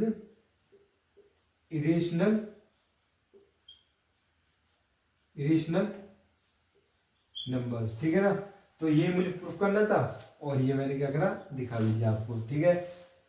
तो आशा करता हूँ कि आपको समझ आया होगा और इसमें कोई टेंशन मत लो यार, मतलब कि एक तो देखो नॉर्मल बताऊं, मैंने इस रिजल्ट को इसके कारण लिखा, यानी कि जब ये आया जब तो ये आया, अरे अब मैंने क्या देखा, जब मैंने कुछ इसमें करा तो मुझे पता चला कि 3 जो है कॉमन फैक्टर है किसका, P और Q का, नहीं 3 इससे भी डिवाइडेड है, इससे भी डिवाइडेड है, यानी कि 3 क्या है, इन दोनों का फैक्टर है। अच्छा, जब P और Q का फैक्टर 3 आ रहा है, मेरे से पहले क्या बोला, P और Q का फैक्टर केवल 1 आएगा, एक के अलावा और कुछ नहीं आएगा। तो मुझे पता चला कुछ करने के बाद कि P और Q का फैक्टर 3 भी आ रहा है, तो इसकी बात कर दी गलत थी, गलत है ना। और ये लिखना कहां से है, यहां से, जब √3 को रेशनल नंबर बोला है, मतलब ये गलत तो वो भी गलत, क्योंकि यही तो लाया उसे, है नी। तो ये गलत तो ये भी गलत। जब ये गलत हो गया, √3 एक रेशनल नंबर नहीं है तो √3 एक इरेशनल नंबर है। तो मैंने लिखा कि therefore your assumption was wrong, मेरी जो मानी गई कल्पना थी, जो अजम्पशन थी वो गलत थी, जो कि मैं √3 इरेशनल नंबर माना। तो ये क्या होगा, हेंस √3 एक रेशनल नंबर नहीं इरेशनल नंबर है, ठीक है। क्लियर हुआ। अब आगे की तरफ बढ़ते हैं।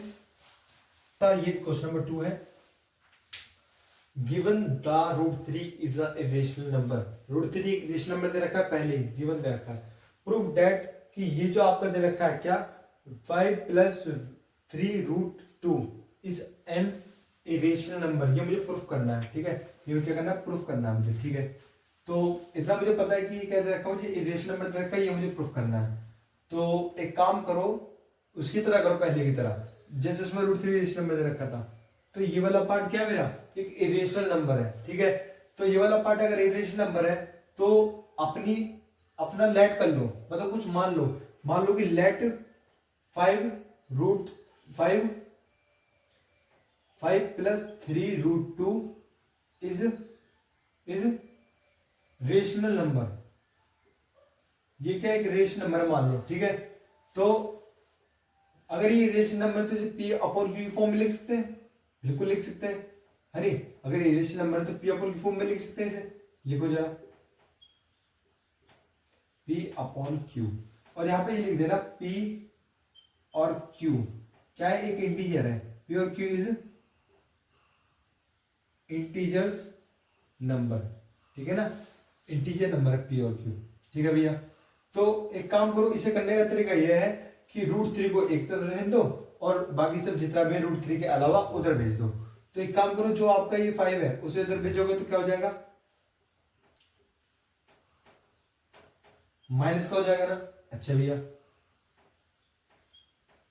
तो इसका एलसीएम ले लो जरा, तो यहां से √3 3√2 एलसीएम लोगे तो क्या हो जाएगा, यहां पर लगाओ, यहाँ Q 5 - 5Q, ठीक है। अच्छा, यहाँ पर 3 मैंने क्या बोला था, √3 एक तरफ बाकी सब एक तरफ, तो ये मल्टीप्लाई में इसे बैठाना पड़ेगा, जब √3 अकेले रहेगा तो उसे उधर भेजो मल्टीप्लाई में, तो √3 is to p minus 5q, और यहाँ पर जब ये मल्टीप्लाई में तो जाकर डिवाइड में हो गया, ठीक है। अच्छा भैया, तो देखो अब ये मेरा फॉर्म बन गया, अब तो कुछ सॉल्व नहीं हो सकता, तो मैंने क्या बोला, ये मेरा क्या दिया था, √2 इज अ इरेशनल नंबर, तो भैया ये जो है ना मेरा, ये इरेशनल नंबर है, ठीक है, इरेशनल नंबर है। आगे अब ये जो पार्ट दे रखा है, ये इरेशनल है, रेशनल है, इसे कैसे करो, इधर देखो जरा, मैंने क्या बोला, p और q, p और q क्या है, एक इंटीजर वैल्यू है, ठीक है, p और q इंटीजर वैल्यू है, तो यहां पर देखो, हाँ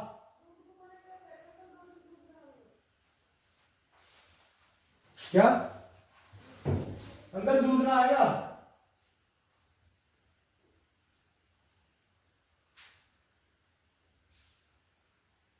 अंकल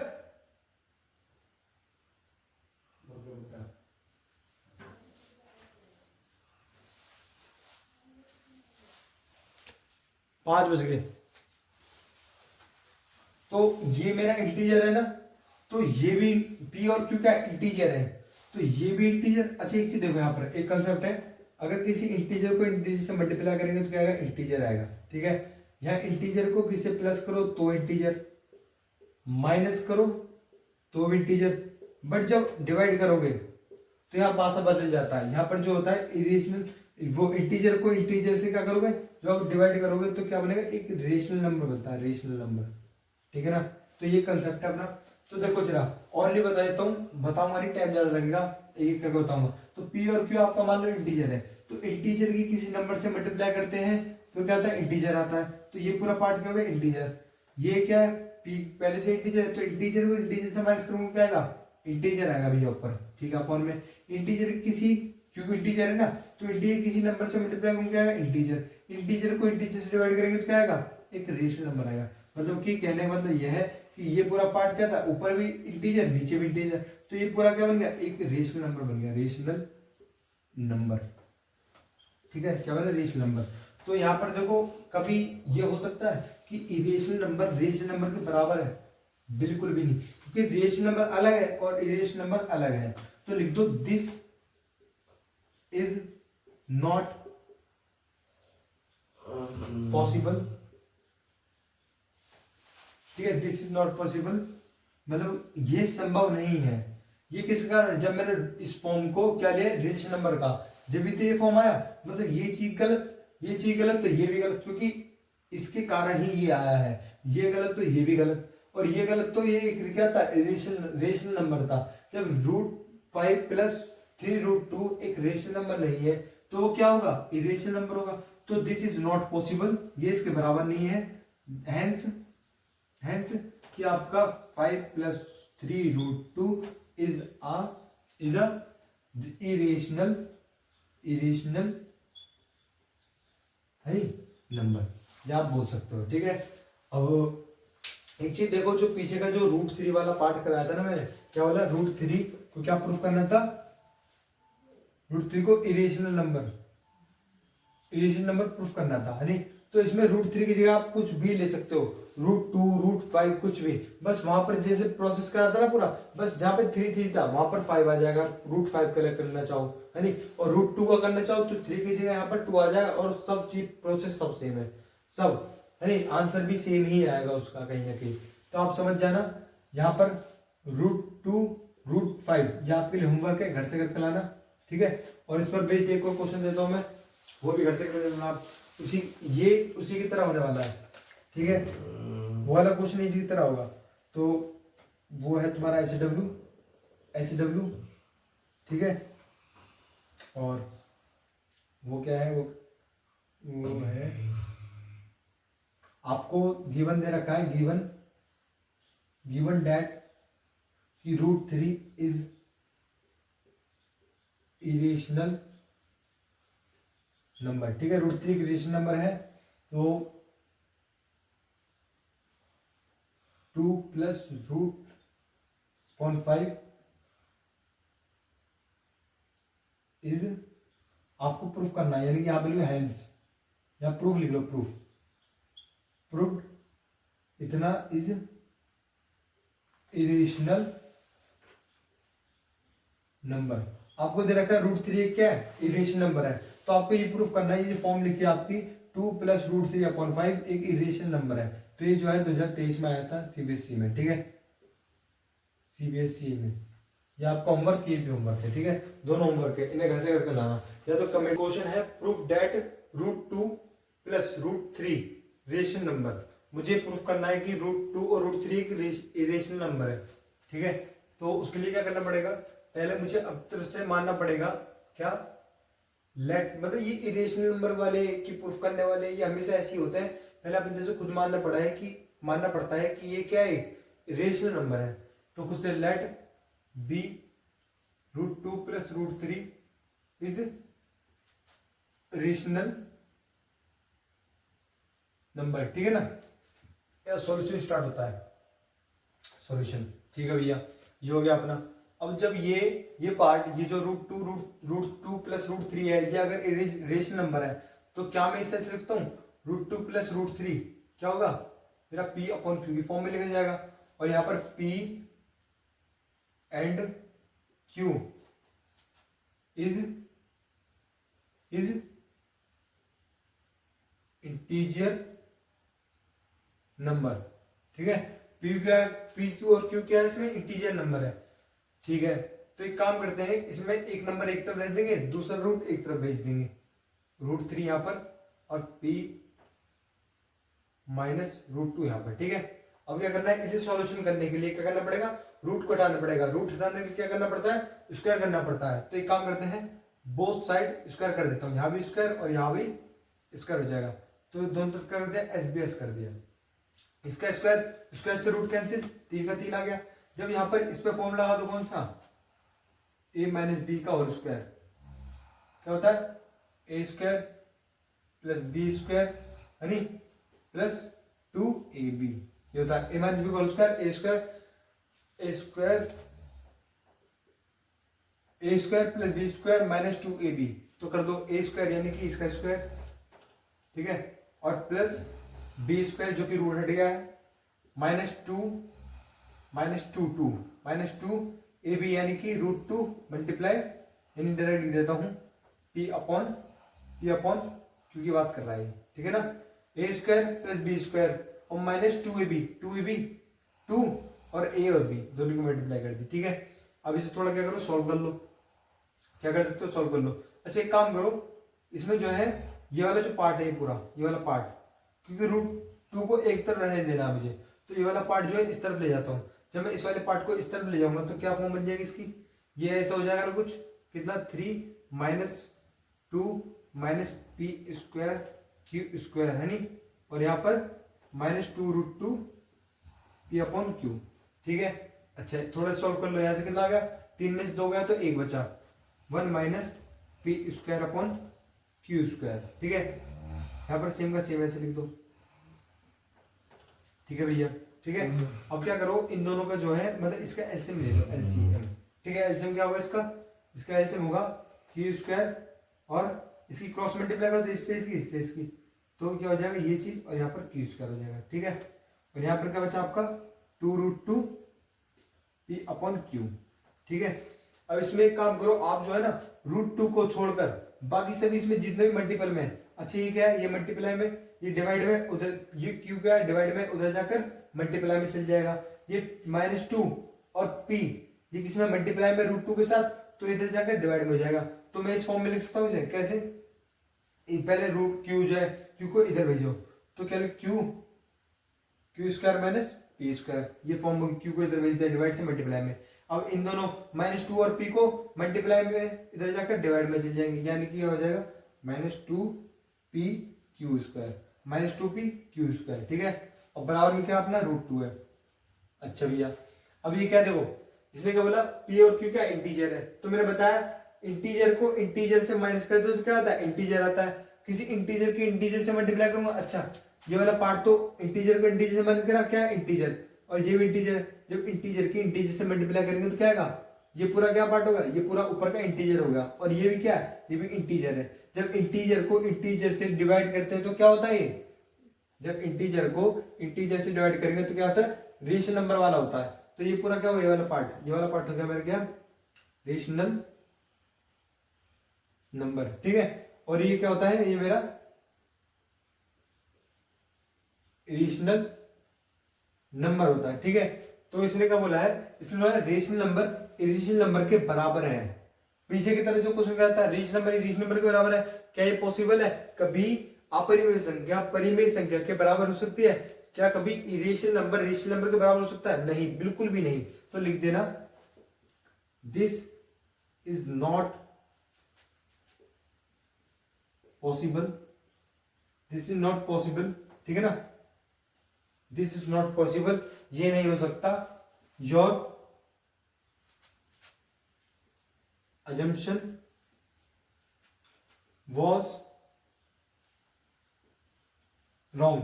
जो मेरी मानी गई जो assumption थी, क्या assumption मानी गई थी कि ये जो root two plus root three जो है ये रेशनल नंबर है, ठीक है ना, ये मेरी गलत है।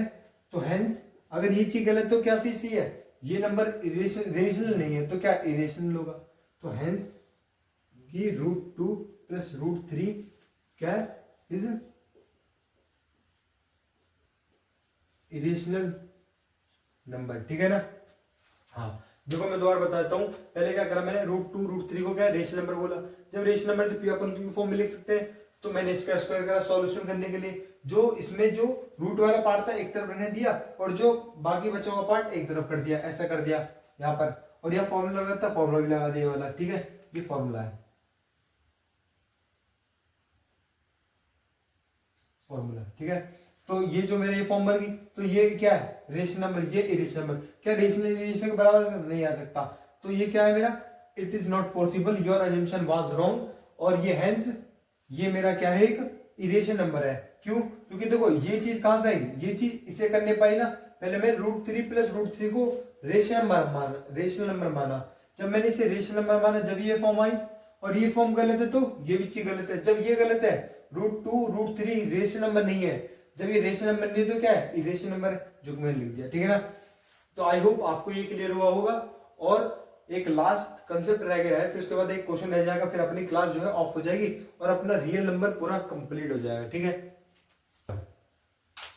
इसने क्या बोला है, ये है fundamental theorem of arithmetic, fundamental theorem of arithmetic, ये आपके सिलेबस में है, बस यही है जो सिलेबस में है। तो इसने क्या बोला है, इसने बोला है जो भी अपना कंपोजिट नंबर है उसे हम क्या लिख सकते हैं, प्रोडक्ट ऑफ प्राइम नंबर। इसे लिख दो प्रोडक्ट ऑफ प्राइम नंबर के फॉर्म में लिख सकता हूं, किसको, एक कंपोजिट नंबर को। क्या ये वैलिड है, देख लेते हैं। तो कंपोजिट नंबर कोई से कंपोजिट नंबर ले लो, आपकी इच्छा है। एक काम करता हूँ, कंपोजिट नंबर में 40 ले लेता हूँ, 40 नहीं 20 ले लो, आपकी इच्छा है। तो एक काम करता हूँ 20 लेता हूँ। क्या मैं 20 को फैक्टर मेथड में कैसे, मतलब कि प्रोडक्ट ऑफ प्राइम नंबर, किसी प्राइम नंबर का प्रोडक्ट के फॉर्म में निकलता है, देख लेते हैं। इसका जब मैं फैक्टर करूं तो क्या हो जाएगा, 2 इंटू 2 इंटू 5, 5 टू 10 और 2 20, ठीक है ना।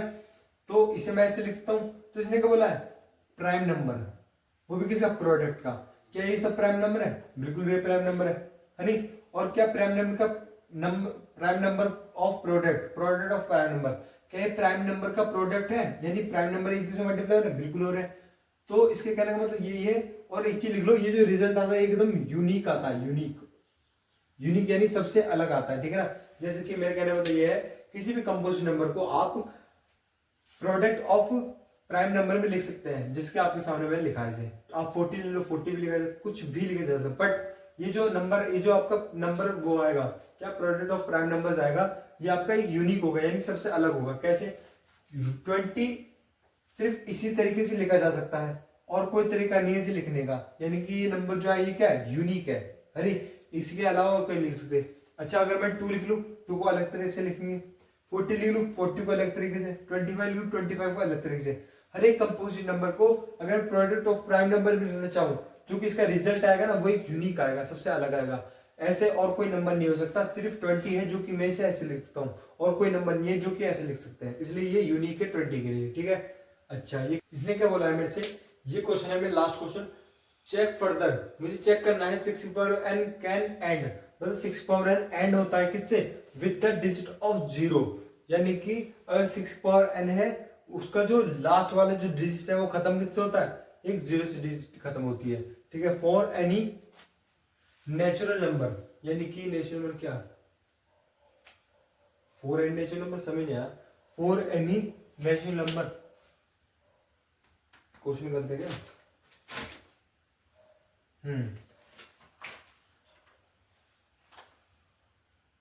एन, ठीक है, ये दे रखा है, ठीक है। इसने बोला है for any natural number N, यानी कि ये जो एन है मेरा, कौन सा, ये जो एन है, ये क्या, ये एक नेचुरल नंबर है, क्या, नेचुरल नंबर। अब इसमें क्या कहा है, इसने कुछ नहीं कहा, जो 6 की पावर एन है, 6 की पावर एन जो है वो जो है किससे एंड, इसका जो एंड होता है, जो इसका एंड होता है किससे होता है, जीरो से एंड होता है, यानी कि इसकी लास्ट डिजिट जो है जीरो पर आएगी। क्या इसकी लास्ट डिजिट जीरो आ सकती है? अच्छा एक बताओ, जब ये आपको क्या दे रखा है, एक नेचुरल नंबर दे रखा है, क्या नेचुरल नंबर, तो इसमें क्या रख सकता हूँ एन की जगह पर 1 2 3 4 डेट कुछ भी रख सकता हूँ ना, तो रख के देखना जरा। जब मैं 6 की पावर 1 रखता हूँ इसमें तो क्या आएगा, 6 आएगा। जब 6 की पावर 2 रखूंगा तो क्या आएगा, 6 इंटू 6, जो कि कितना होता है 36। जब मैं 6 की पावर 3 रखूंगा तो क्या है, 6 इंटू 6 इंटू 6 कितना जाएगा, 1216, ठीक है। तो मुझे बताओ ये जितने भी नंबर्स हैं, इसने बोला एन नेचुरल नंबर है, मैंने नेचुरल नंबर दिए तो मेरे ये रिजल्ट लिख ले। अब इसने कहा जो आपका ये नंबर है ये किससे एंड होना चाहिए, ये जीरो से एंड होना चाहिए, एंड जीरो, जीरो से इसकी डिजिट, जो इसकी डिजिट है वो जीरो से एंड होनी चाहिए। क्या ये जो नंबर है क्या ये जीरो से एंड है, नहीं, ये जीरो से एंड का, ये तो 6 से एंड हो रहा है, यानी कि ये नंबर जीरो से एंड नहीं हो सकता। बट आपको इस तरीके से नहीं लिखना है एग्जाम में, आपको लिखना इस तरीके से। कैसे, अभी बताता हूं। तो इसे पहले रफ करो, आपको लिखना है कैसे, आप क्या इसे ऐसे लिख सकते हो 6 की पावर इनको कैसे, पहले 6 को कैसे लिखोगे, 2 इंटू 3, ठीक है, और ये n की पावर n क्या ऐसे लिख सकते हो, बिल्कुल लिख सकते हो भैया, 3 टू 6 और 6 पावर n सेम का सेम हो जाएगा। तो 6 पावर n कैसे लिख लो, इसे डिस्ट्रीब्यूट कर दो, किसकी नंबर की पावर, अगर दो नंबर की पावर सेम होती है तो उन दो नंबर पे ये डिस्ट्रीब्यूट हो जाती है पावर, तो 2 की पावर n इंटू 3 की पावर n होगी, ठीक है ना। अच्छा अब मुझे बताओ, अब एक चीज देखा जरा, एक चीज बता रहा हूं मैं आपको। मान लो आपने क्या करा, आप जो है इसे छोड़ो फिलहाल, मैंने 80 लिया, क्या लिया, 80 लिया, 80 नहीं थोड़ा छोटा कम ले लेते हैं, कम तो कम ले लो, यानी कि यार 20 ले लो, ठीक है 20 लिया। अब 20 का फैक्टर करना है, यानी एलसीएम ले लो इसका, कितना 10 2 5 और 5 और 1, तो इसके फैक्टर कितना आ गए 20 के, 2 इंटू 2 इंटू 5। देखो कोई नंबर जीरो से एंड जब भी हो सकता है, क्या बोल रहा हूं, अगर कोई नंबर ये नंबर है ये जीरो से एंड हो रहा है ना, ये नंबर जीरो से एंड, यानी कि ये नंबर जीरो से एंड जब भी हो सकता है, जो कि ये जीरो से एंड है, ये नंबर जीरो से एंड जब भी हो सकता है जब इसके फैक्टर, जो इसके फैक्टर है उसमें 2 और 5, एटलीस्ट 2 और 5 आना चाहिए, कम से कम एक बार तो 2 और 5 आना चाहिए, 2 नहीं क्योंकि 2 आ रहा हो, 2 नहीं 2 और 5 दोनों आने चाहिए, ठीक है। जब तो 5 2 से 10 होगा, जीरो आएगा, और जीरो से मल्टीप्लाई होगा, जीरो आएगा। तो कहने मतलब क्या है मेरा, कि जब भी किसी नंबर के पीछे आपका वो एंड जीरो से कर रहा है तो उसके जो फैक्टर्स है उसमें क्या आता है, एक तो 2 आता है और एक क्या आता है 5 आता है। तो ये लिख लो, नोट कर लो इसे, क्या, कि कोई नंबर अगर जीरो से एंड हो रहा है तो उसके फैक्टर्स 2 एंड 5 जरूर होंगे, ठीक है ना। अब इसका उल्टा करो, इसका उल्टा क्या हो सकता है, क्या बोल रहा हूं, पहले क्या बोला, कोई नंबर अगर जीरो से एंड हो रहा है तो उसके फैक्टर क्या हो सकते हैं, 2 और 5 होंगे होंगे, और उसके अलावा कुछ भी हो सकते हैं, बट 2 और 5 होने चाहिए जीरो बनाने के लिए। तो एक तो ये लिखा। अब इसका उल्टा क्या होगा, अगर अगर कोई फैक्टर, अगर अगर किसी का अगर किसी का फैक्टर 2 एंड 5 आ रहा है तो वह नंबर जीरो से एंड होगा, ठीक है ना। इसका उल्टा वैलिड है, इसका सीधा वैलिड है, ठीक है ना। अगर किसी नंबर के पीछे आप अगर 0 लाना चाहते हो तो उसके फैक्टर में देखो, उसके फैक्टर्स में देखो, इस नंबर के फैक्टर में देखो कि 2 और 5 आ रहा है। अगर 2 और 5 आ रहा है तो ये नंबर जो है 0 से एंड होगा।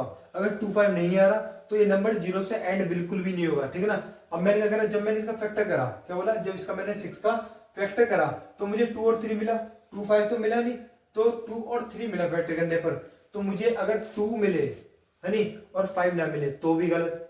अगर आपको 5 मिल रहा है 2 ना मिले, 2 ना मिले, 5 मिल रहा है 2 ना मिले तो जब भी गलत। आपको 2 और 5 दोनों साथ मिले जब भी आप कह सकते हो कि इस डिजिट के लास्ट में 0 आएगा, है नहीं। और मेरे से ये पूछा इसके एंड में 0 होना चाहिए नहीं, तो आप लिखना, क्या लिखना, आप लिखना कि क्या, आप लिखो clearly 6n does not contain क्या 2 and 5 as a factors 6n। जो क्लियरली ये पता चल रहा है डज नॉट कंटेन, यानी उसके अंदर 2 और 5 फैक्टर में है ही नहीं, तो 6n will never end with the digit 0, ठीक है ना। ये 0 से कभी क्या हो सकता है, एंड नहीं हो सकता। तो clearly 6n does not containing 2 और 5 एज अ फैक्टर, मतलब 6n में 2 और 5 तो है ही नहीं, कंटेनिंग नहीं है। जब है ही नहीं तो 6n will be never be and, मतलब 6n कभी एंड नहीं हो सकता किससे, 0 डिजिट से। तो ये इसका आंसर होगा। और हिंदी वाले बच्चे ऐसे लिख लेना, कैसे कि 6n के गुणन खंड में 2 तथा 5 उपस्थित नहीं है, अतः 6n संख्या शून्य से खत्म या फिर अंत नहीं होगा, अंत नहीं होगा, यानी कि ये 0 से खत्म नहीं होगी। तो ये अपना आंसर है और ये क्वेश्चन एंड है। आपको अगर कैसा लगा पहले आपको ये बताओ। या इसमें बहुत मेहनत लगती है और सब चीज़ आपके लिए लाई जा रही है। अगर वीडियो मेरी लेट आई हो तो उसके लिए मैं माफ़ी चाहता हूँ, और सब चीज़ आपकी तरफ से आपके लिए लाई जा रही है, और ये थोड़ा समय निकाल कर ये सब चीज़ें करनी पड़ती हैं जिससे कि आप अपने एग्जाम में कुछ अच्छा बेस्ट कर पाए। अगर आप इतना भी कर लेते हो तो मेरी बात मानो तो आपका इतना % काम हो जाता है, कितना 95% मैंने कर दिया है। और आपको इसे 5 को भी इंक्रीज करना है, यानी कि 100 में 100 नंबर लाना है। तो आप क्या है, आपके जो मॉडल पेपर है यानी कि प्रीवियस ईयर क्वेश्चन पेपर जो अभी तो मैं लाया, मतलब एट मोस्ट जितने भी मेरे जो रिपीटेड में से एक उठा लिया यानी वो मैं ला दिया, तो बहुत सारे आपको मिल जाएंगे, इससे रिलेटेड बहुत सारे एग्जाम मिल जाएंगे। तो उन्हें कर लेना, 5% वो हो जाएगा तो आपका जो है पूरा 100% आपका हो जाएगा। फिर आपके मैथ्स में 95 से ऊपर टारगेट बना ही लो, मतलब रियल में जब आप अच्छे से टारगेट बना लोगे तो आप उसे अचीव भी कर सकते हो। पूरी जान लगा दो उसे अचीव करने के लिए, ठीक है ना। और सपने हमेशा बड़े देखने चाहिए। जब हम सपने बड़े देखते हैं तो हमारे जो है मेहनत भी बड़ी होती है, ठीक है। तो आशा करता हूँ कि आपको वीडियो बहुत ही अच्छी लगेगी। नमस्कार आप सभी को, और वीडियो को लाइक करना और बेल आइकन पे प्रेस करना और नोटिफिकेशन को ऑन कर दें, जिससे कि मेरी हर एक वीडियो आप पर जैसी डले आपको आपके फोन में नोटिफिकेशन आ जाए, जिससे कि आप उस वीडियो को तुरंत देख सको, जिससे आपको लेट ना हो, ठीक है। तो जय हिंद और जय भारत।